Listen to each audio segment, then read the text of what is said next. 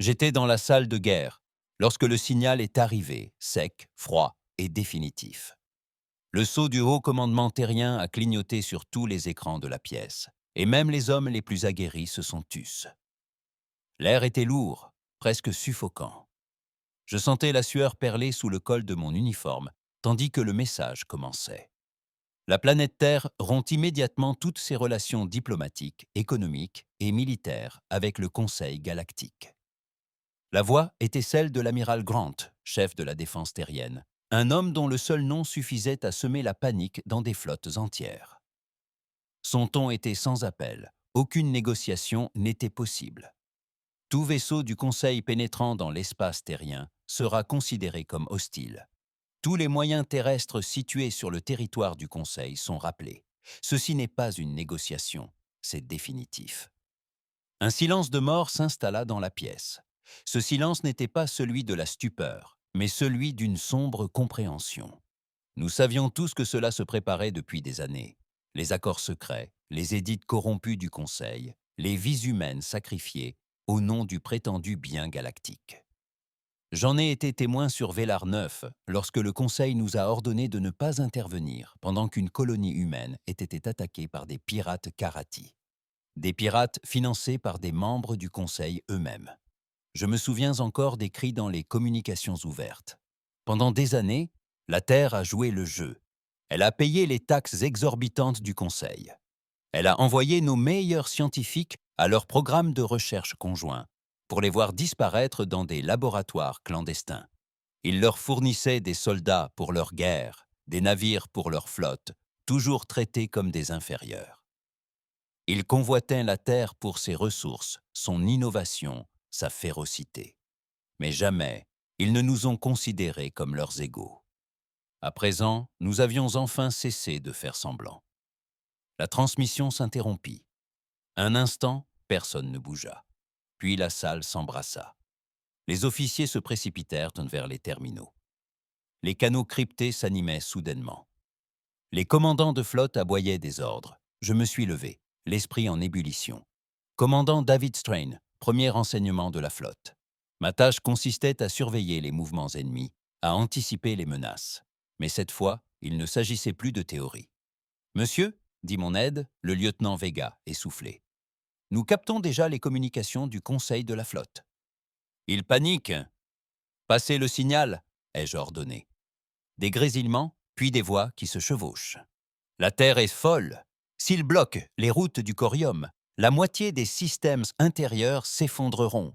Nous devons sécuriser leurs portes de saut immédiatement avant qu'ils ne les verrouillent. La division cybernétique humaine a des années d'avance. Nous ne pouvons pas les laisser faire cavalier seuls.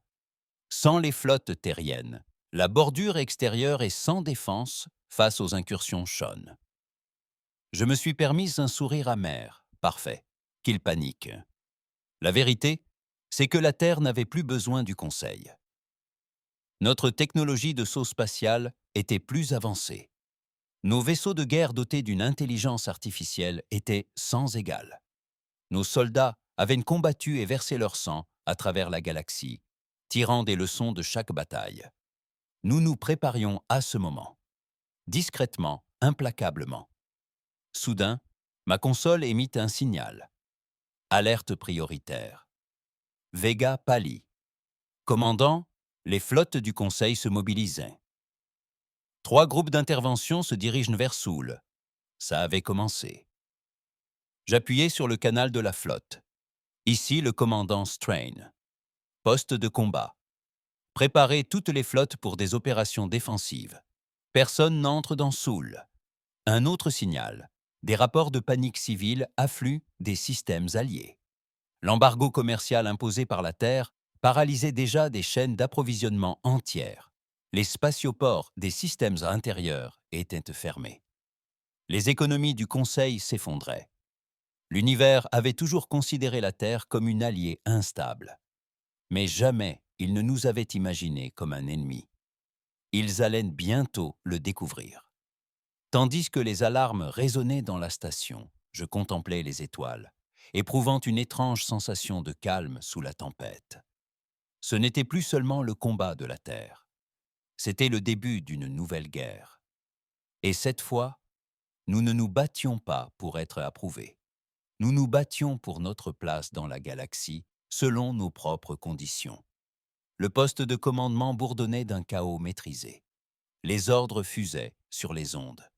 Les voyants de confirmation clignotaient rouge, jaune, puis de nouveau rouge.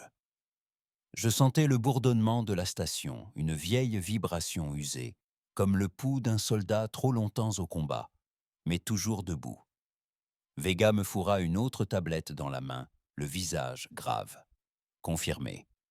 Les forces opérationnelles 1, 3 et 7 du Conseil sont mobilisées. Formation d'attaque rapide. Elles ont dévié de leur trajectoire habituelle, masquant leur approche. Je fis défiler les données interceptées. Composition des flottes, prévision de trajectoire, cuirassés, porte-avions, escadrilles d'escorte, tout était dirigé contre nous.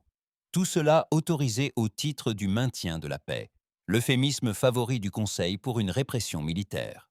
Ils ne viennent pas négocier, ajouta Vega d'une voix calme, comme si c'était une évidence. Je grognais. Ils ne sont jamais venus. Au centre de la pièce, l'écran holographique s'anima. La Terre au centre, un réseau de superposition, Tactics se déployant. Des marques rouges jonchaient le périmètre extérieur.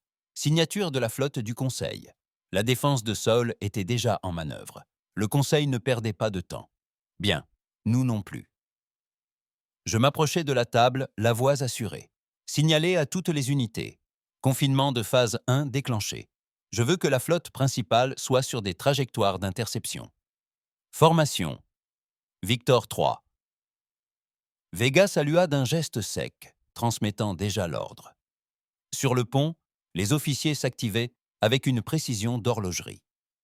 Ce n'étaient ni de jeunes recrues inexpérimentés, ni des larbins bureaucratiques comme les forces du Conseil. C'étaient des militaires terriens, hommes et femmes, forgés dans la poussière et le sang de centaines de mondes. Le Conseil ne prit même pas la peine de s'en souvenir. Je me connectai à la ligne sécurisée du haut commandement. « Tendez ici », commençai-je. Les flottes du Conseil se trouvent à 3 heures du périmètre de Saul. Les estimations prévoient un premier engagement dans les 5 heures. L'hologramme vacilla. Le visage sévère et marqué de l'amiral Grant apparut. Les années l'avaient impitoyablement marqué. De profondes rides sillonnaient à sa peau, ses yeux étaient des pièges d'acier. Mais la force qui se cachait derrière son regard était indéniable. « Bien compris, commandant », dit Grant. « Exécutez le plan, pas de quartier. » J'acquiesçais, sachant parfaitement ce que cela signifiait. Aucun avertissement, aucune diplomatie, aucune reddition. Que le Conseil goûte à la fureur qu'il avait nourrie pendant toutes ces années. 3 heures plus tard, je me tenais sur la passerelle du TSS Revenant, le vaisseau de guerre le plus avancé de la Terre. Un cuirassé porte-avions capable de déployer une flotte entière à lui seul. Autour de moi, des équipages occupaient dans leur poste, leurs doigts parcourant les panneaux de contrôle avec une agilité surprenante. Leurs visages affichaient le calme de ceux qui avaient déjà accepté la mort. « Premier contact dans 20 minutes », annonça Vega. Elle ne m'avait pas quitté d'une semelle, d'une loyauté sans faille. Formation ennemie divisée. Ils tentent de contourner Neptune. Prévisible. Le Conseil s'était laissé aller à la complaisance au fil des décennies, comptant sur sa force et son nombre pour remporter les guerres. Ils n'avaient pas compris que la Terre avait appris à se battre avec plus d'intelligence, plus de force, et même, si nécessaire, avec plus de brutalité.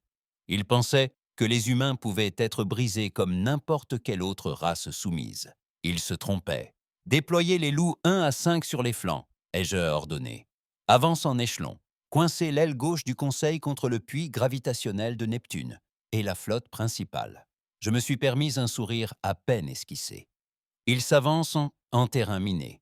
La défense de la Terre ne reposait pas uniquement sur des vaisseaux et des canons. Elle reposait sur la sombre constatation que, le moment venu, la galaxie ne jouerait pas franc jeu, et nous non plus. Des centaines de plateformes d'armement autonomes dérivaient dans l'espace profond, camouflées, silencieuses, en attente. Les flottes du Conseil ne les apercevraient même pas avant qu'il ne soit trop tard. Les minutes s'éternisaient, une attente pesante et tendue.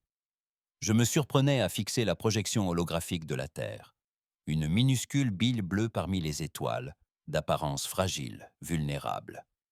Mais ça, c'était l'ancienne Terre. Celle-ci avait des crocs.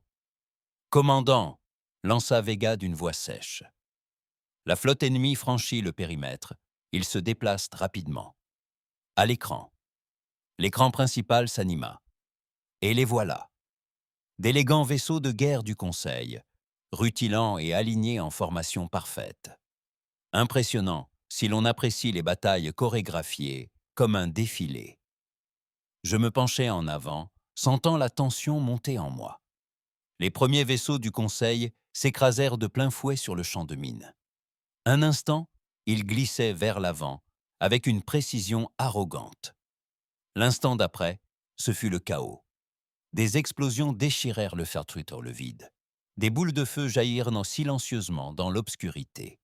Les coques se plièrent, se désintégrèrent, tournoyèrent hors de contrôle. Les formations du Conseil se dispersèrent, tentant désespérément d'échapper à la mort invisible qui les enveloppait. Les officiers de passerelle exultèrent, certains frappant du poing sur leur console.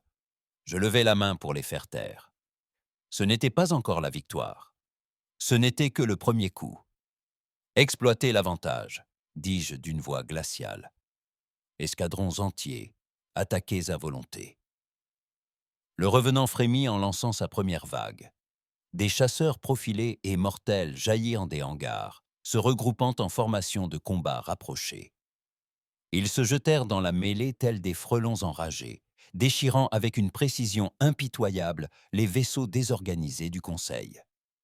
Vega sourit, une rare fissure dans son masque professionnel.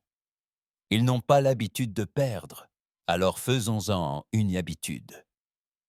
1 heure après le début de la bataille, la flotte du Conseil était en ruine. La moitié de leurs vaisseaux était détruits ou en fuite, l'autre moitié piégée, tentant désespérément de se regrouper. J'aurais dû ressentir du triomphe. J'aurais dû ressentir du soulagement. Mais je ne ressentais qu'une colère sourde et profonde, car cela n'aurait jamais dû arriver. Nous avions fait appel à Dieu. Nous avions essayé de bâtir quelque chose de meilleur, quelque chose d'unifié. La Terre avait tout donné au Conseil, nos ressources, notre peuple, notre confiance. Et il nous avait craché dessus. Il nous avait utilisés, ridiculisés, saignés à blanc en appelant. Cela un partenariat. L'univers apprenait à présent le prix de cette trahison. Transmission entrante, annonça Vega d'une voix plus incisive, en provenance du vaisseau amiral du Conseil. Je haussai un sourcil, amusé par leur audace, compte tenu de leur situation. Transmettez-la. L'écran vacilla de nouveau, et un visage familier apparut. Voyage en console de haut niveau. Un Draxien au trait fin et délicat, typique de son espèce, et au regard calculateur d'un homme qui avait fait carrière en vendant le sang d'autrui pour son propre profit. « Commandant Strain », commença-t-il d'un ton faussement calme, « nous pouvons certainement discuter des conditions. Il n'est pas nécessaire de verser davantage de sang. » Je le fixai longuement et intensément. Vous avez envoyé une flotte à Saoul, lourdement armée. Vous vous attendiez à une reddition. Vous aviez prévu l'occupation. Jouy esquissa un sourire crispé. Des malentendus, commandant. Rien d'insurmontable par la diplomatie. L'humanité a de la valeur. Elle est respectée. Respectée, répétai-je, le goût du mot amer. Comme vous respectiez les colonies que vous avez laissées brûler, les soldats que vous avez abandonnés à leur sort, les traités que vous avez violés dès qu'ils ont cessé de vous servir. Le sourire du consul s'estompa. Vous avez fait passer votre message, dit-il d'un ton sec. Mais réfléchissez à ce que vous perdez. L'isolement rendra la terre vulnérable. Le commerce s'effondrera. Vous ne pouvez pas survivre seul. Vega se raidit à côté de moi, serrant les poings. Je ne lui en voulais pas. Je m'approchai de l'écran, la voix basse et posée. Nous avons survécu à l'effondrement terrien. Nous avons survécu à la première guerre contre Sean. Nous avons survécu aux missions de maintien de la paix de votre conseil. Vous croyez que nous ne pouvons pas vous survivre? Jouy ne dit rien, je me penchai. Ceci est la dernière transmission que vous recevrez de Saul. Quittez notre système, ne revenez pas. Puis je coupai la communication. Le combat ne dura plus longtemps. Les flottes du Conseil, démoralisées et ensanglantées, entamèrent leur retraite. Non pas un repli tactique, mais une déroute complète. Les forces terriennes les poursuivirent juste assez loin pour bien montrer qu'il ne s'agissait pas d'un acte de défiance ponctuel. C'était une rupture définitive, totale. Lorsque le dernier vaisseau du Conseil disparut des capteurs, le pont du Revenant explosa de joie. Mais je restais silencieux, les yeux rivés sur les étoiles, accablé par le poids de ce que nous venions de faire. Nous n'avions pas simplement livré une bataille. Nous avions déclaré la guerre à la galaxie elle-même. Vega s'approcha, son expression désormais plus grave. « Commandant, des rapports nous parviennent des systèmes alliés. Panique. Les routes commerciales s'effondrent. Certaines factions réclament la guerre. D'autres, elle, hésita. D'autres souhaitent nous rejoindre. J'acquiesçais lentement. La galaxie se désintégrait, se fragmentait sous la pression que nous avions exercée. Certains nous haïraient, d'autres nous craindraient. Quelques-uns se rallieraient à notre cause. Peu importait. Nous serions seuls s'il le fallait. Commencez à examiner les offres, dis-je. Pas d'alliance, pas de traité. S'ils veulent se ranger du côté de la Terre, ce sera à nos conditions.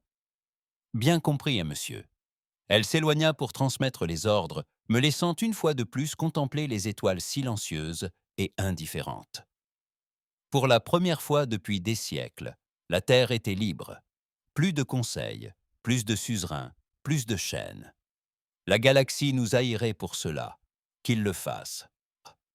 Les conséquences furent pires encore que la bataille. Moins de 12 heures après la retraite des flottes du Conseil, la galaxie commença à se déchirer. Les rapports affluaient sans cesse.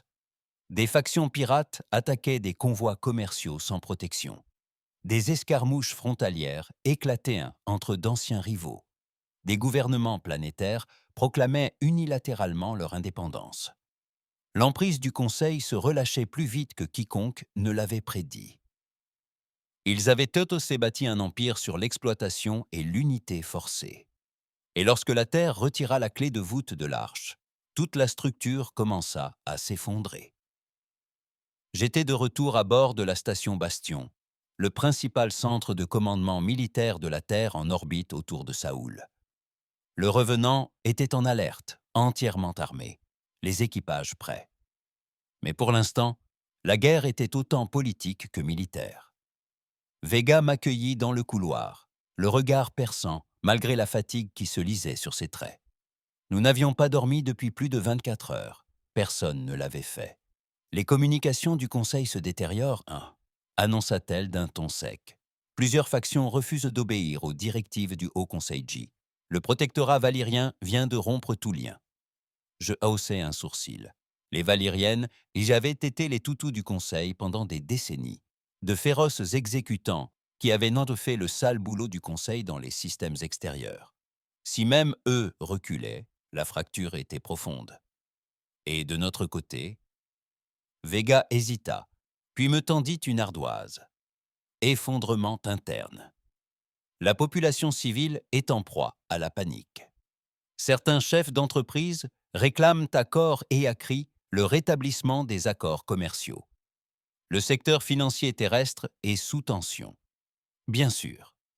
La classe marchande s'était enrichie grâce au commerce du Conseil. Ils n'ont jamais tenu compte de la souveraineté, seuls les profits comptaient. Un goût amer me monta à la bouche. « Qu'ils hurlent !» dis-je froidement. « Nous ne reculerons pas », répondit-elle d'un bref hochement de tête, les yeux brillants d'une lueur d'approbation. « Ce n'est pas tout. Les gouverneurs coloniaux sont divisés. Mars et Europe tiennent bon, Titan, beaucoup moins. Titan, toujours un nid de parasites corporatifs et de lâches assoiffés de pouvoir. » Je plissai les yeux. Des signes de défection ouverte. Les lèvres de Vega se pincèrent. Ils ont entamé un dialogue économique avec des éléments indépendants du Conseil, ce qui signifie qu'ils se ménageaient des garanties, prêts à trahir la Terre si la situation se retournait. Je serrai l'ardoise si fort que le plastique grinça. Salaud. 1 heure plus tard, j'assistais à la réunion du haut commandement. Grant en bout de table, flanqué de l'amiral de la flotte Holt et du chef du renseignement Renard. Holt était un vieux briscard, le visage marqué par les cicatrices, un œil remplacé par un implant cybernétique étincelant. Renard était plus mince, plus cérébral, le cerveau derrière une grande partie de la machine de guerre clandestine de la Terre. « Nous tenons le périmètre de sol », disait Holt d'une voix rauque et grave. « Le Conseil est trop divisé pour lancer une nouvelle offensive immédiate. »« Mais les divisions engendrent le danger », rétorqua Renard avec aisance. « Le vide du pouvoir attire les opportunistes, les flottes dissidentes, les bandes de mercenaires, sans parler du risque interne. » Grant me regarda. « Revoyez votre analyse. » Je n'hésitais pas. Nous sommes forts maintenant, mais vulnérables. L'effondrement du Conseil engendrera le chaos. Des factions nous mettront à l'épreuve. Pire encore, nos propres traîtres pourraient frapper de l'intérieur. J'ai jeté l'ardoise sur la table.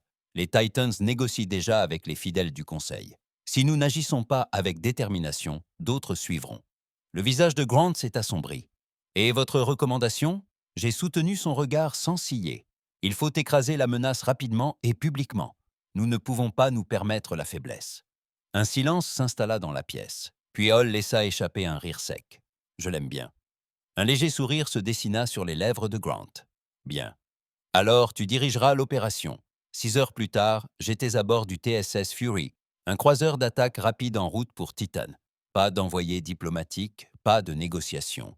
C'était une opération coercitive, une démonstration de force, chirurgicale, définitive. Vega m'accompagnait, évidemment. Elle avait refusé de rester sur Bastion. Je n'avais pas protesté. On n'abandonne pas ses fidèles compagnons en territoire ennemi.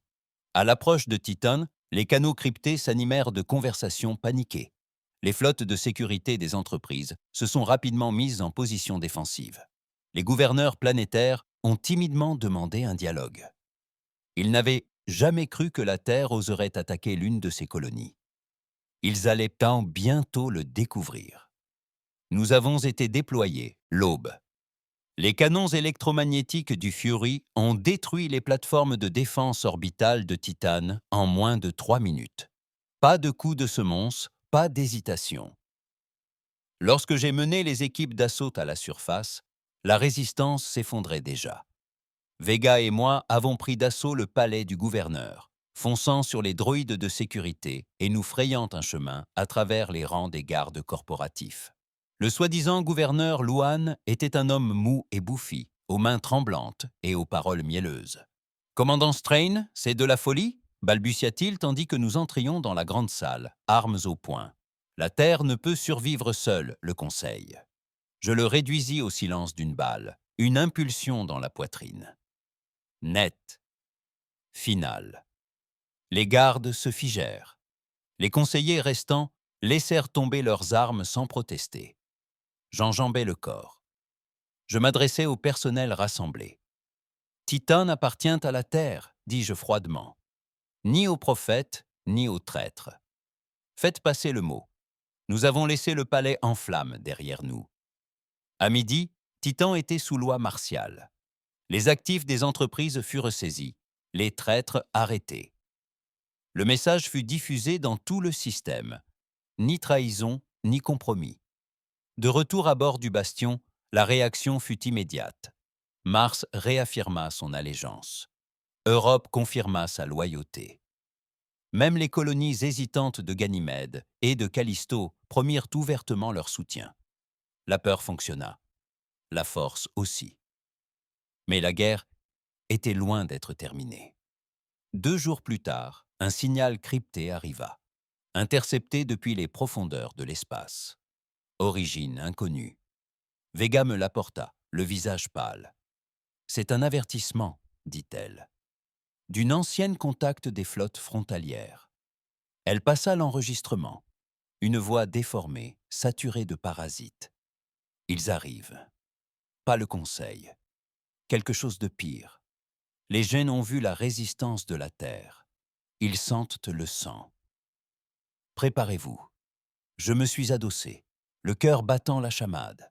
Les chats, les vieux épouvantails du Conseil, impitoyables, prédatrices, ces flottes de guerre extraterrestres qui avaient jadis mis la galaxie à genoux. La seule chose qui les avait retenus était le front uni du Conseil, un front qui n'existait plus. À présent, ils voyaient de la Terre seule. Et ils approchaient. Les étoiles avaient toujours été un lieu hostile. Mais maintenant, elles étaient un champ de bataille. Je n'avais pas dormi depuis 2 jours. Il n'y avait pas de temps à perdre. Les djinns arrivaient. Nous ignorions la taille de leur flotte et la date de leur attaque. Les djinns n'envoyaient pas de diplomates. Ils ne faisaient pas de démonstration de force ni de menace. Ils chassaient et frappaient toujours fort, vite et sans prévenir. Ce message intercepté avait galvanisé tous les commandements militaires, de Mars à Neptune. Malgré leur arrogance, le Conseil craignait les chats. Des secteurs entiers avaient été perdus lors de la première guerre contre les Shonnes. Des milliards de morts. La Terre se retrouvait désormais sans alliés, sans renfort. Mais nous n'allions pas fuir. Nous avions renoncé à cette option le jour où nous avions rompu les liens avec le Conseil. Le poste de commandement de la station Bastion bourdonnait d'une détermination implacable. Les ingénieurs travaillaient sans relâche pour renforcer les plateformes défensives. Les chantiers navals orbitaux avaient suspendu toutes leurs activités civiles. Chaque coque disponible était convertie pour la guerre. Je me tenais au centre du centre tactique, entouré de cartes virtuelles mouvantes du système solaire externe. De nouveaux réseaux de capteurs étaient opérationnels. Des antennes à longue portée s'étendaient de la limite de l'orbite de Pluton jusqu'aux lunes de Saturne. Personne ne parlait de défaite, mais il n'y avait pas non plus de bravade. Nous savions ce qui nous attendait. Vega s'approcha, le visage grave. « Nouvelles infos », dit-elle en me tendant une ardoise. Des drones de reconnaissance ont détecté des mouvements à la périphérie. Signatures suspectées d'être des hachars. Je scannais les données. Pic d'énergie, distorsion dans le sous-espace, signe classique de forme de guerre des cornes en transit. J'expirais lentement. Combien de temps? Elle hésita. Estimation. 6 jours, peut-être moins. Déjà. Grant arriva quelques instants plus tard, le visage impassible. Tu as vu les renseignements? J'acquiesçai. Il me fixa droit dans les yeux. Je veux que Saol soit transformé en forteresse. Impossible de reculer, impossible de battre en retraite. Je me redressai. Ce sera le cas. Pendant les 3 jours suivants, la Terre devint une machine de guerre. La circulation civile fut bloquée. Chaque spatioport est passé sous contrôle militaire. Les chantiers navals orbitaux ont déployé un flux continu de plateformes de tir et de drones automatisés. La flotte principale, forte de près de 200 vaisseaux capitaux, a été redéployée en ligne de défense multicouche autour de la Terre et de Mars. Nous avons activé le réseau fantôme. Des centaines de mines furtives reliées à des systèmes de chasse et de destruction contrôlés par une IA ont été déployées dans tout le système. Même les anciens arsenaux nucléaires terriens, longtemps mis hors service, furent complètement réarmés et intégrés au réseau de défense planétaire. Et pendant ce temps, la tension montait. Nous savions de quoi les jeunes étaient sans capables. Ils ne combattaient pas comme les armadas rutilantes du Conseil. Les vaisseaux Kara n'étaient même pas entièrement mécaniques. C'étaient des êtres vivants, des hybrides organiques et métalliques créés pour la guerre, plus rapides et plus meurtriers que tout ce qui existait dans l'espace connu. Leurs armes n'immobilisaient pas, elles, anéantissaient. Au 4e jour, les premières émeutes éclatèrent sur Terre. Les centres gouvernementaux furent attaqués. Les civils prirent d'assaut les entrepôts. Les entreprises tentèrent d'accaparer les vaisseaux d'évacuation. J'ai tout écrasé sans pitié. La loi martiale fut proclamée sur toute la planète. Les chefs dissidents furent arrêtés. Les actifs des entreprises saisis.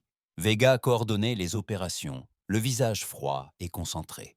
On ne peut pas se permettre la faiblesse maintenant, dit-elle après une opération. Son uniforme était taché de sang. Son pistolet fumait faiblement à son côté. J'acquiesçais d'un air sombre. Qu'ils nous haïssent, pourvu qu'ils survivent. Le 5e jour, ils arrivèrent. Premier signe, l'extinction du réseau de capteurs. Puis vinrent des coupures de courant progressives. Des avant-postes le long de la ceinture Keeper furent coupés en pleine transmission. Puis les ombres. Des scans visuels à longue portée permirent d'entrevoir pour la première fois de vastes formes cauchemardesques dérivant vers l'espace des âmes. Non pas des vaisseaux au sens humain du terme, des choses. Des léviathans noirs, blindés et hérissés d'armes extraterrestres, laissaient derrière eux des nuages de spores de nanites qui dévoraient tout sur leur passage. Sans formation, sans signal, juste une avancée irrésistible. Grant nous convoqua, ainsi que les autres commandants supérieurs, dans la salle de guerre de Bastion. La carte, déserte, était désolée. Des marqueurs rouges s'étendaient sur tout le périmètre extérieur. Renard fit son rapport. Au moins 6 formes de guerre. Shaun principal confirmé, nombre inconnu de ressources secondaires. Force estimée comparable aux incursions chat initiales durant la guerre du Conseil. Il marqua une pause, l'air sombre, et nous les affrontâmes seuls. Le regard de Grant balaya la table. Des nouvelles du Conseil? Les lèvres de Renard se tordirent. Silence. Ils sont trop occupés à s'entre-déchirer. Évidemment. Des lâches. Ils avaient abandonné la Terre et maintenant, ils avaient abandonné toute la galaxie intérieure. Grant me regarda. Tenez bon. Votre recommandation. Je n'hésitais pas. On tient bon. Pas de repli. S'ils percent les défenses de la Terre, il ne restera plus rien où se réfugier. Silence. Puis, Hall sourit. Enfin, un véritable combat. 12 heures plus tard, la première vague s'abattit. Elle débuta en orbite autour de Neptune. Les plateformes automatisées furent mises hors service en quelques secondes. Des spores jarnes envahirent les défenses extérieures, désassemblant satellites et drones en plein vol. Puis la flotte frappa. Revenant mena l'assaut, flanqué des meilleurs vaisseaux de guerre de la Terre. Nous avons affronté les chats de front dans l'obscurité. L'espace était devenu un véritable carnage. Les armes humaines pilonnaient l'ennemi. Les canons électromagnétiques déchiraient les coques organiques. Les lances à plasma transperçaient les blindages. Les gens se tordaient et se régénéraient, ripostant par des flux de particules et des nuages de nanites dévorantes. Des flottes entières du Conseil avaient péri en tentant de les arrêter. Mais la Terre combattait différemment. Nous avions tiré les leçons de chaque guerre passée. Nous nous étions adaptés. L'IA du Revenant, Sovereign, coordonnait la bataille. L'ennemi s'adapte au schéma de tir des canons électromagnétiques, signala Sovereign en plein engagement. Lancez l'attaque variante Delta 7. Exécutez-le, ordonnai-je. Nous changions constamment de tactique. Modification de la formation, déploiement échelonné des armes, déploiement de l'heure contrôlé par l'IA. Les Jarn n'étaient pas invincibles. Il fallait simplement se battre avec plus d'intelligence et de brutalité. La bataille fit rage pendant des heures. J'ai vu le TSS Valiant percuter de plein fouet une forme de guerre Jiren, provoquant l'explosion de son réacteur dans une gerbe d'antimatière aveuglante. Aucun survivant, mais ils emportèrent le monstre avec eux. Dans toute la flotte, des sacrifices similaires se déroulèrent. Nous avons reculé, mais progressivement. Une alerte prioritaire retentit sur ma console. « Commandant !» hurla Vega. « Nouvelle signature !» Plusieurs forces chats en tenaille détectées. Une seconde vague. Eux aussi s'adaptaient. Je frappai du poing sur le panneau de communication. « Roux, réseau fantôme, interception. Dépêchez la flotte de défense martienne. Tenez bon. » Tandis que les vaisseaux brûlaient autour de nous, Vega me lança un regard. Sa voix était basse, féroce. « Il croit qu'on va craquer. » Je croisai son regard. Il se trompe. La seconde vague des gens ne s'arrêta pas.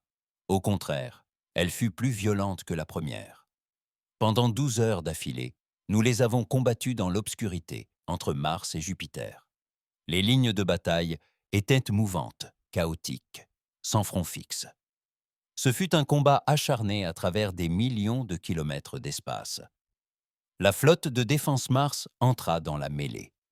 De vieux vaisseaux, lourdement blindés, mais plus lents que nos vaisseaux de première ligne. Ils tenaient le milieu, tandis que le Revenant et les groupes d'attaque continuaient de flanquer et d'affaiblir l'ennemi. Malgré cela, les pertes s'accumulaient. Depuis la passerelle du Revenant, j'observais le TSS Grenley, un cuirassé martien, transpercé de part en part par une lance énergétique Jean. Le navire s'est brisé en deux. Pas le temps pour les canaux de sauvetage, aucun survivant. Sur mon tableau tactique, d'autres icônes clignotaient en rouge, puis en noir. Nous gagnions des batailles, mais le prix à payer était terrible. Vega s'est approché d'un pas lourd, le visage tiré et pâle sous son casque. « Commandant, le souverain signale des brèches dans la structure du pont 4. Les pertes s'accumulent. Nous sommes à bout. » J'ai acquiescé. On tient bon, pas de repli. Sa mâchoire se crispa, mais elle ne protesta pas. Elle savait qu'à la 15e heure, nos forces étaient réduites à 65%. Et puis, Jean changea de tactique. Sans prévenir, la seconde vague se scinda. De petits vaisseaux jarnes rapides bifurquèrent vers les mondes proches de la Terre. Mars, la Lune, la Terre elle-même. Ce n'était plus seulement une question de force brute. C'était un raid, une frappe de décapitation. Vega jura entre ses dents. Ils essaient de nous contourner, de frapper des zones civiles. J'ai contacté le haut commandement. Alerte Bastion. Les forces chats se fragmentent. Des escadrilles ennemies se dirigent vers les planètes intérieures. La voix grave de Grant revint presque aussitôt. On le voit. Réacheminement des escadrons de Lunagarde et de défense terrestre. Tenez le flanc, tenez le seul. J'ai activé la stratégie Revenant pour toute la flotte. Toutes les unités, priorité au filet défensif. Protégez le couloir. Ne les laissez pas passer. J'ai entendu les approbations, les voix calmes et aguerries des capitaines de flotte terriens, trop expérimentés pour se laisser déstabiliser. Puis nous nous sommes tournés vers la nouvelle vague. Les combats sont passés de brutaux à sauvages. Les chasseurs Jean étaient plus petits, mais plus rapides. De véritables armes vivantes qui fonçaient à travers nos formations, ciblant moteurs, réacteurs, systèmes de survie. Le Revenant tremblait sous les impacts répétés. Le Sovereign suivait le rythme, enchaînant les réparations d'urgence et les procédures de contrôle des avaries. Mais il n'y avait pas de répit. À chaque seconde, les appels affluaient. Colonie martienne, attaquée. Station orbitale lunaire compromise. La Terre se préparait à des atterrissages. À la 18e heure, l'épuisement brouillait ma vue. Je n'avais pas quitté la passerelle. Vega non plus. Son visage était maculé de graisse et de sang, qui n'était pas le sien. Elle me tendit une autre ardoise. Rapport de surface en provenance de la Terre. Je les ai scannés. Le Jean avait réussi à passer. Quelques vaisseaux d'attaque avaient échappé au barrage et s'étaient écrasés dans les océans et dans des zones isolées d'Europe, d'Asie et d'Amérique du Nord. La guerre terrestre avait commencé. L'ordre de Grant est tombé quelques secondes plus tard. « Strain, vous êtes relevé. Rejoignez la Terre. Nous avons besoin de vous sur la planète. » J'ai hésité, abandonnant le Revenant en plein combat. Chaque instinct a pesé sur moi. Mais le sens était clair. Si la Terre s'effondrait, le reste n'avait plus d'importance. J'ai croisé le regard de Vega. « Tu es avec moi. » Elle a hoché la tête d'un air entendu, sans hésitation. 1 heure plus tard, nous avons atterri près du centre d'archéologie de Londres. La fumée obscurcissait le ciel. Le réseau électrique de la ville vacillait. Alors que notre canonnière descendait, j'aperçus des silhouettes en armure de jean noir, vêtues de cuirasse kitane. se déplaçant dans les niveaux inférieurs et engagés dans de violents combats contre les forces terrestres terriennes. Le Conseil avait toujours prétendu que l'humanité était trop primitive pour assurer une véritable défense planétaire. Ils allaient bientôt comprendre à quel point ils s'étaient trompés. Nos bottes touchèrent le sol, armes en feu. Vega mena l'escouade de tête à travers les barricades extérieures dévastées. Chaque couloir était saturé d'ozone et de sang. Les civils, regroupés dans des zones sécurisées, étaient terrifiés, mais pas vaincus. Les soldats, vieux briscards, jeunes conscrits, même les miliciens civils, se battaient avec une fureur inouïe. Ils ne défendaient pas seulement un territoire, ils défendaient leur foyer. J'ai pris le commandement du réseau de défense locale, boucler les secteurs inférieurs. Pas de retraite, tout ce qui bouge est détruit. Les combats étaient brutaux. Les formations de guerre chars se déplaçaient comme des cauchemars, trop rapides, trop fortes. Mais elles saignaient, elles brûlaient, et nous leur avons fait payer chaque pouce de terrain perdu. Dans un couloir, nous avons trouvé un convoi civil immobilisé. Un groupe de soldats foudroyant les équipes d'escorte s'abattit sur eux. Sans attendre, Vega chargea. 3 tirs pulsés. Une femme tomba. Je la couvris, puis enchaînai avec un feu nourri sur une autre. Quand la dernière s'écroula, les civils nous fixèrent, abasourdis. « Restez groupés », leur ordonna Vega d'un ton sec. « Avancez vers le secteur 7. Pas de retard. » Ils obéirent. Personne ne contestait les dires de soldats, qui semblaient tout droit sortis de l'enfer. Nous avons combattu sans relâche pendant 6 heures, nettoyant un secteur, puis un autre. Ni sommeil, ni nourriture, juste la mission. Lorsque nous avons atteint le complexe de fusion centrale, les John avaient commencé à battre en retraite. Ils avaient subi trop de pertes ici, et la Terre n'était pas encore vaincue. Lorsque le dernier signal ennemi s'éteignit, les défenseurs de l'archéologie de Londres se rassemblèrent, meurtris, couverts de boue, mais vivants. Je me tenais sur le rempart supérieur, le regard fixé sur le ciel en flammes. Vega vint se placer à mes côtés, les armes encore fumantes. « Ce n'était que le premier coup », dit-elle doucement. J'acquiesçai. Ils reviendront. De retour sur Bastion, les rapports affluaient. Chaque planète du système solaire avait été touchée, certaines plus durement que d'autres. Des milliards de morts, des villes en ruine. Mais la Terre tenait encore debout. Et maintenant, la question planait sur nous tous. Combien de temps pourrions-nous tenir seuls? Grant nous convoqua à un nouveau conseil le lendemain matin. Il paraissait avoir son âge, les yeux rougis, le visage tiré, mais sa voix était d'acier. « Ils ne s'arrêteront pas, » dit-il d'un ton neutre. « Si nous restons passifs, ils vont nous saigner à blanc. » Il me regarda. Option de tension. Je n'hésitais pas. Contre-attaque. Silence dans la pièce.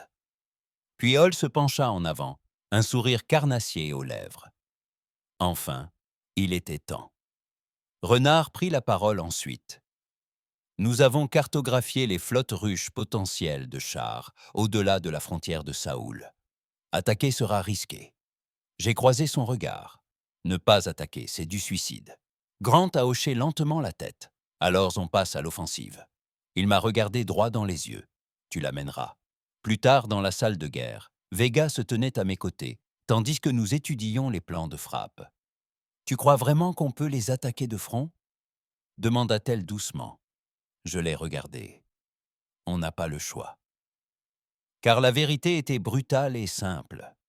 Si nous ne détruisions pas les jeunes en premier, ils nous détruiraient. Nous avons lancé l'opération sous 48 heures. Il n'y avait pas de temps pour un plan de campagne de longue haleine. Il n'y avait pas de temps pour une logistique parfaite ou une diplomatie prudente. Les gens n'ont pas attendu, et nous non plus. Le haut commandement a autorisé l'opération Point de fer. La première contre-attaque d'envergure menée par la Terre au-delà de l'espace de Saoul. Aucun allié du Conseil, aucun renfort, juste des terriens, de l'acier et du sang. Notre objectif, détruire les bases de chats au-delà de l'orbite de Pluton. Les frapper avant qu'ils ne puissent se regrouper et lancer une troisième vague. Les risques étaient colossaux, mais l'alternative était pire encore. Une mort lente pour la Terre. Je me tenais dans le hangar principal de Bastion, tandis que le Revenant se préparait à être déployé à nouveau. Autour de moi, des milliers de soldats, de pilotes, d'ingénieurs, tous animés par l'énergie froide et concentrée de ceux qui savaient que c'était peut-être leur dernière mission. Vega s'approcha en armure de combat complète. Elle me tendit mon casque. « Tu es sûr de toi ?» demanda-t-elle à voix basse. Je la regardais. Non, j'étais sérieux. Mais nous n'avions pas le luxe d'être certains.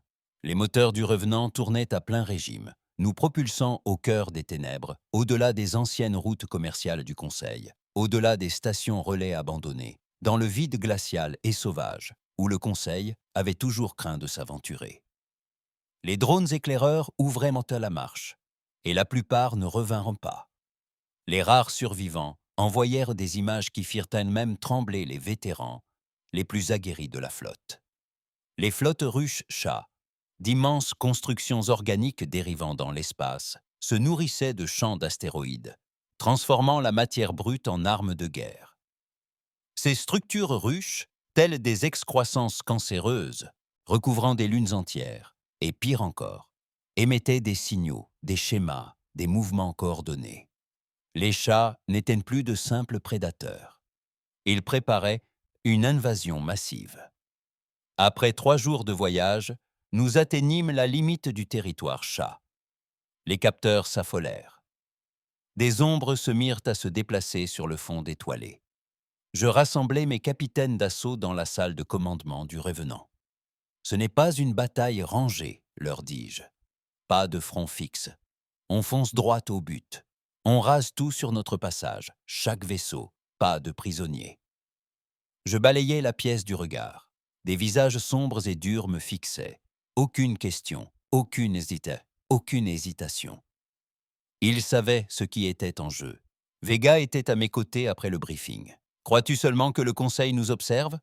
J'ai ri, un rire froid et amer. « Ils nous observeront depuis leur forteresse et prieront pour notre victoire. Car si nous échouions, les gens ne s'arrêteraient pas à la Terre.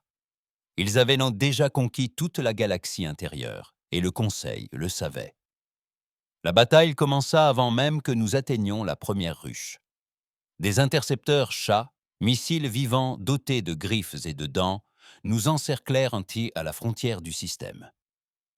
L'IA souveraine du Revenant coordonna la défense. Des tourelles tournantes lançaient des écrans de drones, fauchant vague après vague. Mais ils continuaient d'arriver. « Brèches multiples sur les ponts extérieurs !» cria un officier de passerelle. J'ai activé les protocoles de verrouillage des communications pour sceller tous les secteurs compromis. Vega était déjà en mouvement, menant les équipes de contre-attaque à travers les ponts inférieurs. Je lui faisais confiance. Je devais me concentrer sur le combat principal. Lorsque nous avons enfin atteint la première ruche, la situation était pire que ce que les analyses laissaient présager.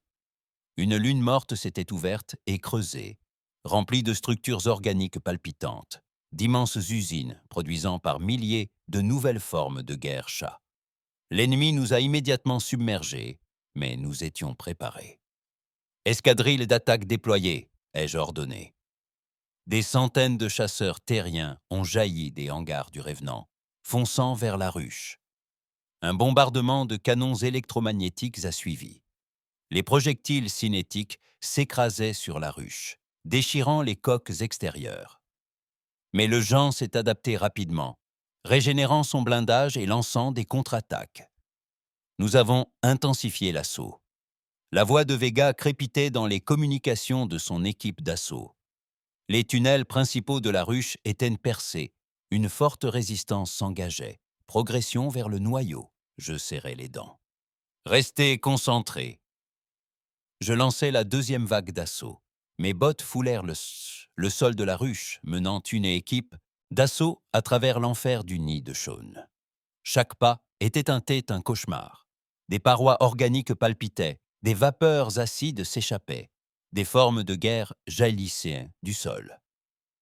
Nous avons combattu à travers tout cela. Fusils à impulsion crépitaient, grenades balayaient les essaims. L'équipe de Vega a rejoint la mienne au cœur même de la zone. Nous avons implanté des ogives à fusion sur les nœuds de biomasse centraux, ceux qui alimentent toute la ruche. L'extraction fut un véritable carnage. La moitié de mon escouade a péri en combattant pour dégager la zone. Mais nous avons réussi. Et lorsque les charges de fusion ont explosé, la ruche a brûlé depuis l'orbite. L'explosion ressemblait à un second soleil. La première victoire terrienne contre les Géants. Mais il n'y avait pas de temps pour célébrer. Sovereign a émis une alerte d'urgence, avant même que la dernière onde de choc ne se dissipe. Commandant, nouveau contact. Flotte du Major Shah en approche. Arrivée prévue dans 4 heures. Ils réagissaient vite et amenaient tout leur matériel. Le haut commandement voulait se replier, mais j'ai passé outre. J'ai rassemblé mes capitaines. On tient bon. Une seule victoire ne suffit pas. On les brise, sinon ils continueront d'attaquer indéfiniment. Vega était à mes côtés. Ils vont nous frapper fort. J'ai acquiescé. Bien. On ripostera encore plus fort. 4 heures plus tard, la flotte Jarun arriva. J'ai livré de nombreuses batailles, aucune comme celle-ci. Des milliers de constructions chaunes, des chasseurs, en essaim au Léviathan plus grand que n'importe quel vaisseau terrien. Elles ne formaient pas de lignes ordonnées. Elles déferlaient comme un raz-de-marée de métal vivant. Revenant prit la tête. Sovereign déchaîna tout notre arsenal. Canons à rail, plasma, ogives antimatières. Des vagues ennemies entières brûlaient, mais d'autres continuaient d'arriver. Des renforts de la flotte martienne arrivèrent en plein combat, faisant pencher la balance juste assez pour tenir la ligne. Pendant des heures, l'espace fut un brasier incessant. Aucune zone sûre, aucune ligne arrière, seulement tuer ou mourir. À un moment donné, un Jean Léviathan percuta le Revenant, brisant les ponts et les inondant de formes de guerre. J'ai mené la contre-attaque moi-même, fusil à pompe à la main, mon armure luisante d'Icor. Une fois les derniers envahisseurs éliminés, le Revenant était meurtri, mais toujours hoqué au combat. Vega a fait son rapport depuis le flanc bâbord. Une brèche s'est ouverte. Les postes de commandement ennemis sont exposés. Je m'en suis emparé. Toutes les escadrilles d'attaque, assaut général. La poussée finale fut chaotique. Combats au corps à bord des constructions de gens, affrontements à bout portant entre vaisseaux. Pas de place pour la finesse, juste une guerre brute et sauvage. Lorsque le centre de commandement ennemi s'effondra enfin, l'essaim se brisa. Pas instantanément, Banard, mais suffisamment. Ils commencèrent à fléchir. Retraite. Je me tenais sur le pont dévasté du Revenant, du sang sur mon armure, regardant les forces jaunes se disperser. Nous avions gagné, mais à quel prix?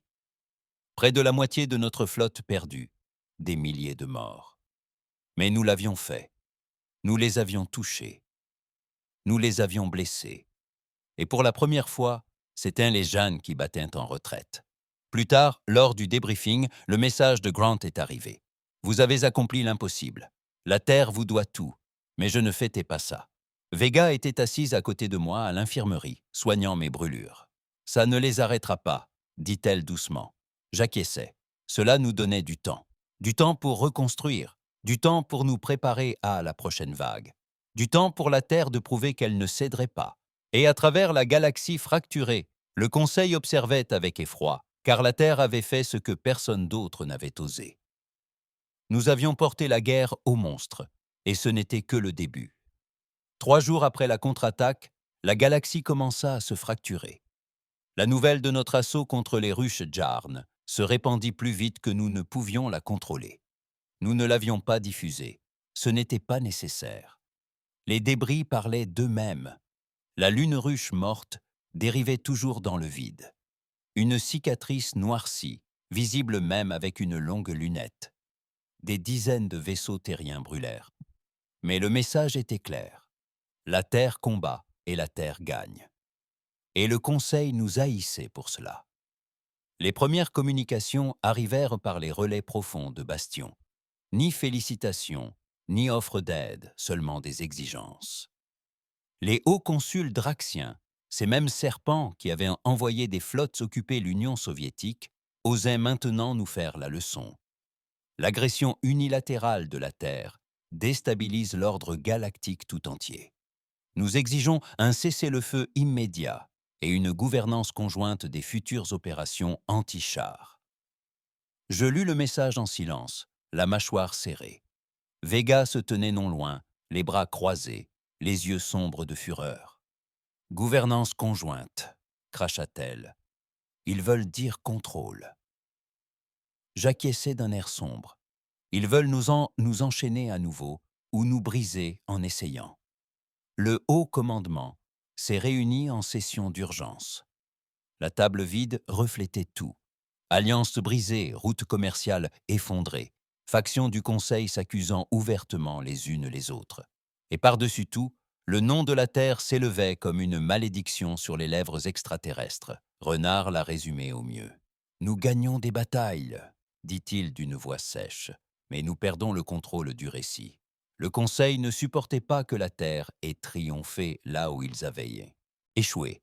Pire encore, certains mondes extérieurs se tournaient désormais vers nous, et non vers le Conseil, pour obtenir protection, et la faction intérieure entrevoyait le danger. Si la Terre devenait un symbole de résistance, tout leur empire corrompu s'effondrerait. Grant me regarda. « Votre évaluation est tendue ?» Je n'ai pas hésité. Il faut forcer les choses, les frapper politiquement pendant qu'ils sont déstabilisés. Un silence s'installa dans la pièce. Puis Hall sourit. « Comment ?» Je me penchai au-dessus de la table et désignai les réseaux de communication endommagés. Nous l'avons diffusé, un enregistrement brut de notre bataille à la ruche, des vaisseaux terriens qui se battaient et perdaient du terrain là où le Conseil refusait d'aller. Des monstruosités aux chats tombant sous les balles humaines, crues, sanglantes, réelles. « Que la galaxie voie, dis-je froidement.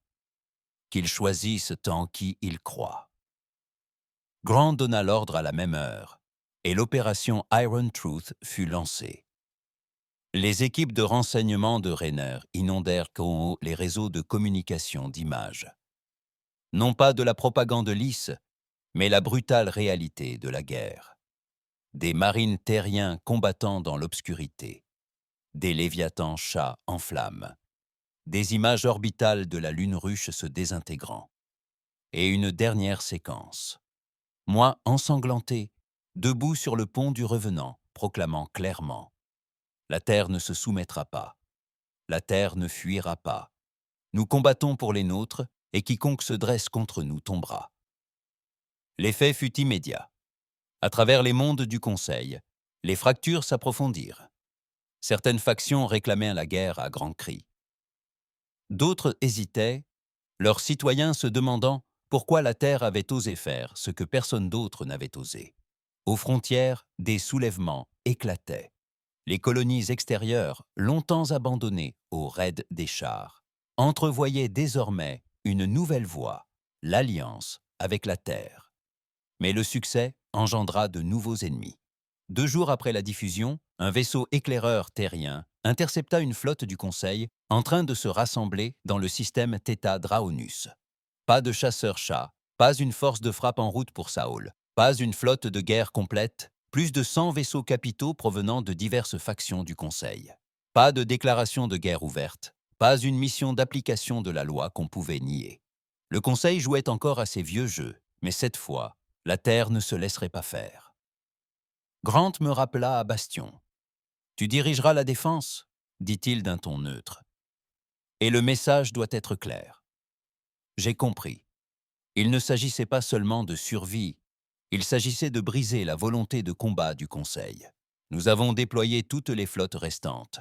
Revenant a à peine eu le temps d'effectuer des réparations d'urgence avant de quitter à nouveau l'orbite de Saul. Vega se tenait à mes côtés dans la baie de lancement, son armure encore marquée par les combats contre la ruche. « Ils ne s'arrêteront pas, » dit-elle d'une voix calme. J'acquiesçai. Alors, on en finit. La bataille de Theta Draonus fut un véritable carnage dès le premier coup de feu. Les vaisseaux du Conseil s'attendaient à une opération de maintien de l'ordre sans difficulté. La Terre, isolée, pansait encore ses plaies. Ils découvrirent un prédateur suprême qui les attendait. Revenant menait une escadrille d'attaque complète, appuyée par des cuirassés martiens, des corvettes furtives lunaires et une nouvelle flotte de guerre IAA tout juste sortie des chantiers secrets de Titan. Les flottes terriennes ne combattaient plus comme les armadas du Conseil. Plus de parades, plus d'affrontements stratégiques, seulement une guerre asymétrique pure et dure. Sovereign a lancé des cyberattaques qui ont réduit à néant la moitié des systèmes de ciblage du Conseil. Des vagues de drones ont harcelé leurs flancs, tandis que des escadrilles d'attaque rapides ont anéanti leurs vaisseaux de ravitaillement. Et lorsqu'ils ont tenté de former un groupe de combat principal, nous l'avons frappé par une frappe nucléaire. Un projectile à fragmentation d'astéroïdes fut lancé à une vitesse proche de celle de la lumière. Le cœur de la flotte du Conseil brûla. Je menais moi-même l'assaut terrestre contre leur porte-commandant avancé, sans pitié. Lorsque nous parvînmes à pénétrer dans le pont, les amiraux du Conseil gisaient morts. Certains sous nos balles, d'autres par suicide. Vega se tenait au-dessus du corps du maître de la flotte du Conseil, le regard froid. Voilà un message qu'ils comprendront. J'ai acquiescé. Ce ne sera pas le dernier. De retour dans l'espace seul, les répercussions politiques ont explosé. Les médias du Conseil nous ont traités de monstres, de tyrans, de criminels de guerre. Mais dans les mondes extérieurs, l'étendard de la Terre flottait désormais sur des dizaines de colonies indépendantes. L'accord terrien était né. Ni un empire, ni une fédération, un pacte. Des mondes qui ont choisi de se ranger du côté de la Terre, qui ont choisi de riposter. Et les jeunes, pour l'instant, s'étaient repliés, pensant leur plaie. Mais personne ne croyait la guerre terminée. Dans la salle de guerre de Bastion, Grant fit le point. « Nous sommes désormais confrontés à deux guerres, dit-il. L'une dans l'ombre contre le Conseil, l'autre dans l'obscurité contre le chat et l'avenir forgé dans le feu. » Je quittai la salle avec Vega à mes côtés. Nous restâmes longtemps silencieux. Finalement, elle me regarda. « Tu crois qu'on va s'en sortir ?» Je soutins son regard. On a déjà survécu. Mais survivre ne suffisait plus. La victoire, c'était la seule voie possible, et la Terre l'obtiendrait coûte que coûte. 2 semaines après la bataille de Theta Draunus, Dosolabé, Galaxy était au bord du précipice. Les gens avaient l'ont battu en retraite, mais n'étaient pas vaincus. Les rapports des éclaireurs signalaient le déploiement massif de flottes russes au-delà de l'éperon d'Orion, et le Conseil, brisé et ensanglanté, restait dangereux. Ils ne cherchaient plus à se dissimuler derrière des missions de maintien de l'ordre. Désormais, ils appelaient un chat, guerre totale. Le compte-rendu de Grant sur Bastion était sans équivoque. « Nous sommes menacés d'extinction sur 2 fronts, nous a-t-il dit. Plus de campagnes défensives, plus de réactions. » Il m'a regardé droit dans les yeux. « Il est temps de frapper au cœur. L'opération Étoile Noire, le plan le plus audacieux jamais conçu par la Terre. Nous l'avons découvert lors des analyses effectuées après la bataille sur la première lune Ruche-Jean. Un centre de commandement central, non seulement un nœud de coordination de flotte, mais aussi un relais psychique. Les gens n'utilisaient pas les communications comme les autres espèces. Ils utilisaient la résonance psionique, un réseau étendu sur des années-lumière. Détruire une ruche suffisait à s'adapter pour les autres. Détruire le centre de relais, couper tout le réseau, les désorienter et briser leur cohésion de guerre. Mais la cible se trouvait profondément dans l'espace-Jean inexploré, bien au-delà des frontières du Conseil. Un endroit d'où aucun vaisseau humain n'était jamais revenu. Une mission suicide. Je me suis porté volontaire. Grant n'a pas protesté. Il savait qu'elle devait être menée par quelqu'un qui avait affronté l'ennemi de près, quelqu'un prêt à aller jusqu'au bout. Et il connaissait aussi la vérité. Si cela échouait, la Terre risquait de ne pas survivre à la prochaine vague de gens. Vega m'attendait dans la baie de lancement du Revenant. Elle était déjà équipée. Armure complète des forces spéciales, sans insigne. « Tu ne pensais quand même pas que je resterais ?» dit-elle. Je la regardais. Dernière chance de m'enfuir. L'effet fut immédiat. Sur les planètes du Conseil, les divisions s'accentuèrent. Certaines factions réclamaient la guerre à grands cris, d'autres hésitèrent, leurs citoyens se demandant pourquoi la Terre avait osé faire ce que personne d'autre n'avait osé. Aux confins de la Terre, des soulèvements éclatèrent. Les colonies extérieures, longtemps abandonnées aux raids des chars, entrevoyaient désormais une nouvelle voie, l'alliance avec la Terre. Mais le succès engendra de nouveaux ennemis. 2 jours après la diffusion, un vaisseau éclaireur terrien intercepta une flotte du Conseil en préparation dans le système Theta Draonus. Il ne s'agissait pas de chasseurs-chats, mais d'une force de frappe se dirigeant vers Saol. Une flotte de guerre complète, plus d'une centaine de vaisseaux capitaux provenant de diverses factions du Conseil. Pas une déclaration de guerre ouverte, une mission d'exécution déguisée. Le Conseil continuait ses vieilles habitudes, mais cette fois, la Terre ne se prêterait à aucun jeu. Grant me rappela à Bastion. « Tu dirigeras la défense », dit-il d'un ton neutre. « Et le message doit être clair. » Je compris. Il ne s'agissait pas seulement de survie. Il s'agissait de briser la volonté de combat du Conseil. Nous avons mobilisé toutes les flottes restantes. Revenant eut à peine le temps d'effectuer des réparations d'urgence avant de quitter à nouveau l'orbite de Saoul. Vega se tenait à mes côtés dans la baie de lancement, son armure encore marquée par les combats contre la ruche.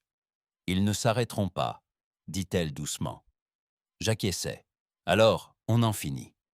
La bataille de Theta Draonus fut un véritable bain de sang dès le premier coup de feu. Les vaisseaux du Conseil s'attendaient à une opération de répression facile. La Terre, isolée, pansait encore ses plaies. Ils trouvèrent nain un prédateur suprême qui les attendait. Revenant, menait une escadrille d'attaque complète, appuyée par des cuirassés martiens, des corvettes furtives lunaires et une nouvelle flotte de guerre IA tout juste sortie des chantiers secrets de Titan. Les flottes terriennes ne combattaient plus comme les armadas du Conseil. Pas de parade, pas d'affrontement stratégique, juste une guerre asymétrique, pure et dure. Sovereign a lancé des cyberattaques qui ont réduit à néant la moitié des systèmes de ciblage du Conseil. Des vagues de drones ont harcelé leurs flancs, tandis que des escadrilles d'attaque rapides ont anéanti leurs navires de ravitaillement. Et lorsqu'ils ont tenté de former un groupe de combat principal, nous l'avons frappé par une frappe nucléaire. Un projectile à fragmentation d'astéroïdes fut lancé à une vitesse proche de celle de la lumière. Le cœur de la flotte du Conseil brûla. Je menai moi-même l'assaut terrestre contre leur porte-commandant avancé, sans pitié. Lorsque nous parvînmes à pénétrer dans le pont, les amiraux du Conseil gisaient morts, certains sous nos balles, d'autres par suicide.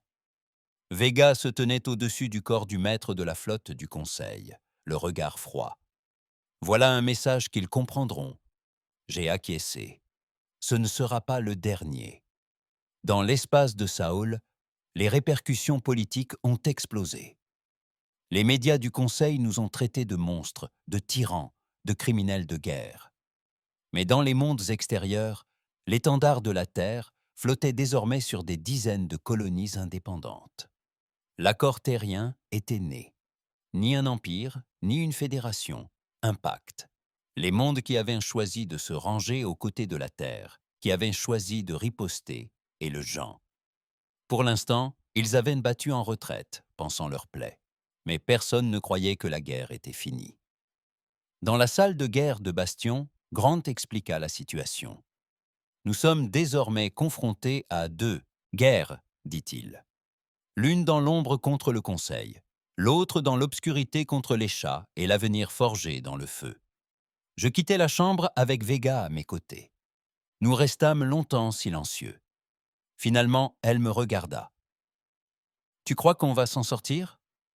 Je soutins son regard. On a déjà survécu, mais survivre ne suffisait plus.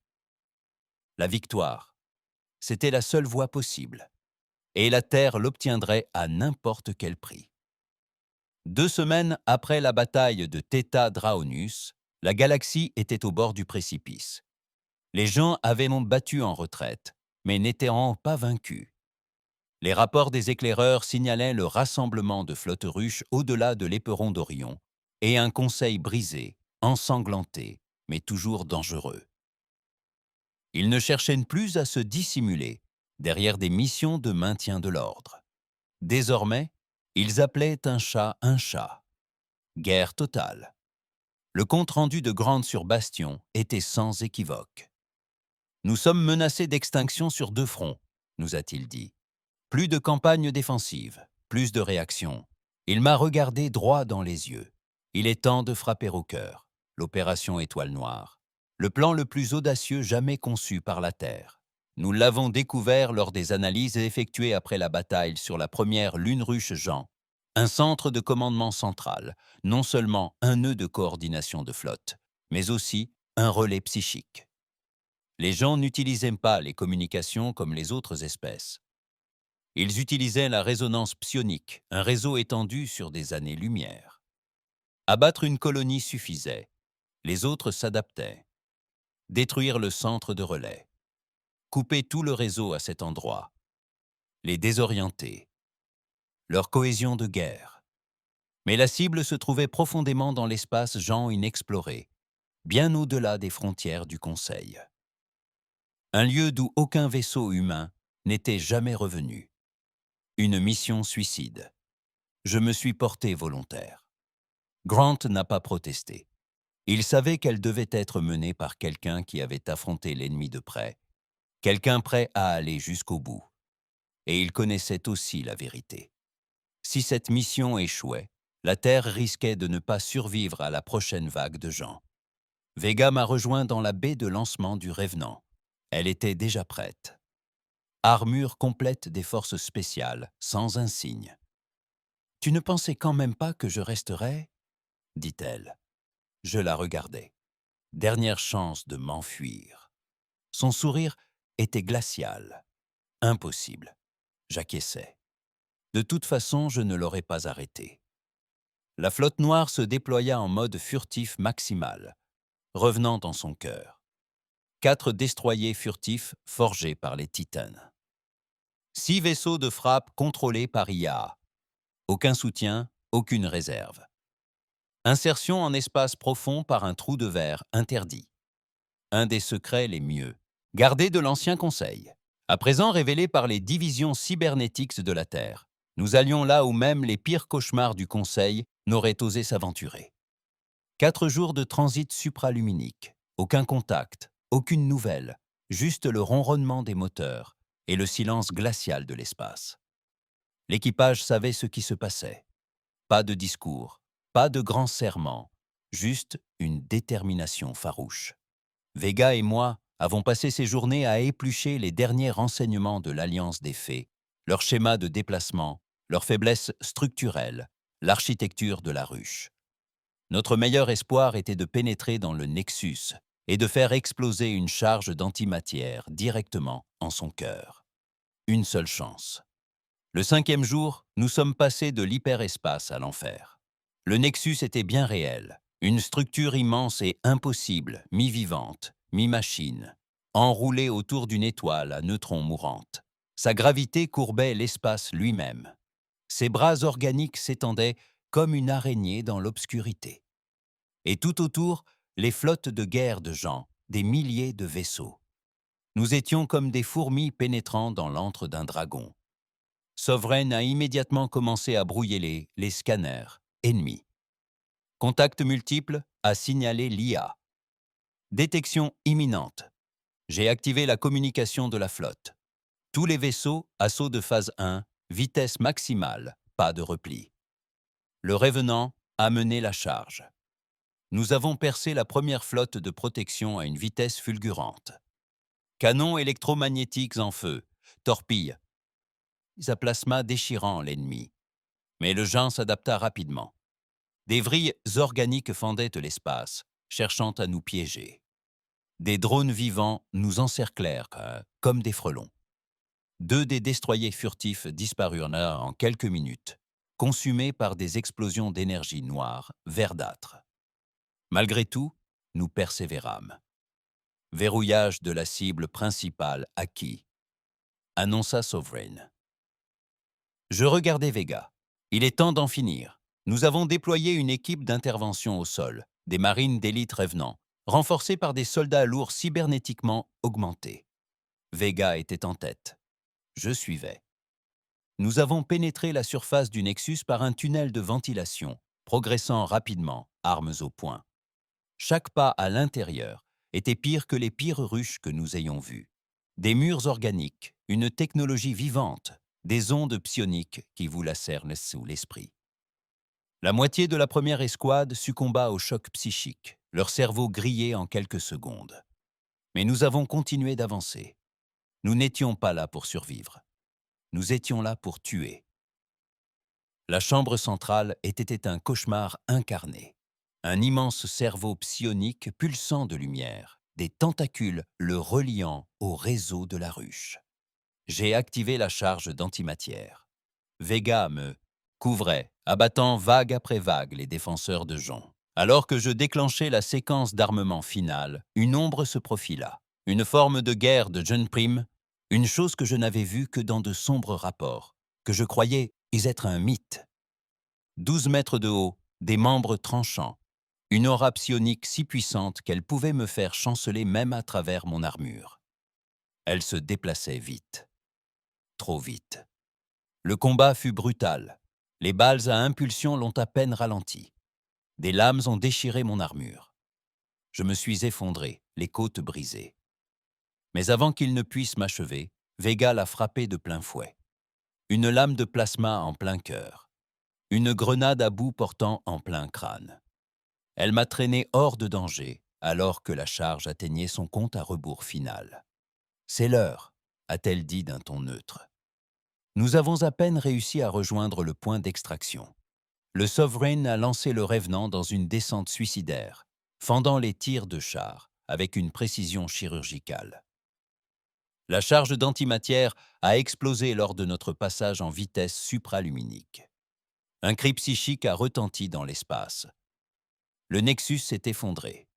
De retour sur sa houle, les effets ont été immédiats. Les flottes chats déployées sur le front se sont fragmentées. Toute coordination a été rompue. Les mines de la ruche ont vacillé. Des dizaines de raids ont échoué. Des flottes entières sont restées inactives. La Terre avait enfin un peu de répit. Mais à quel prix? Seuls 4 vaisseaux de la flotte noire sont revenus. Le Revenant était en ruine. Et moi?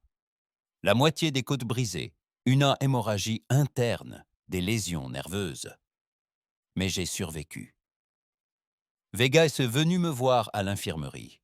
Elle avait l'air aussi mal en point que je me sentais. Le Conseil propose des pourparlers de paix maintenant, dit-elle avec amertume. Bien sûr. La Terre avait affronté les monstres et avait survécu. Et maintenant, le Conseil voulait reprendre le contrôle. Grant arriva ensuite. Il me regarda longuement. « Tu nous as sauvés », dit-il simplement. Je secouai la tête. Mais le temps, c'est tout. Il acquiesça. Et le temps est tout ce dont nous avons besoin. Car maintenant, la Terre allait reconstruire. La Terre allait se préparer. La Terre allait guider. Plus de mensonges du Conseil, plus de chaînes. La galaxie a changé à jamais. Et si les gens revenaient, nous les affronterions à notre façon. Car la Terre a appris la vérité dans le sang. Nous combattons, nous survivons.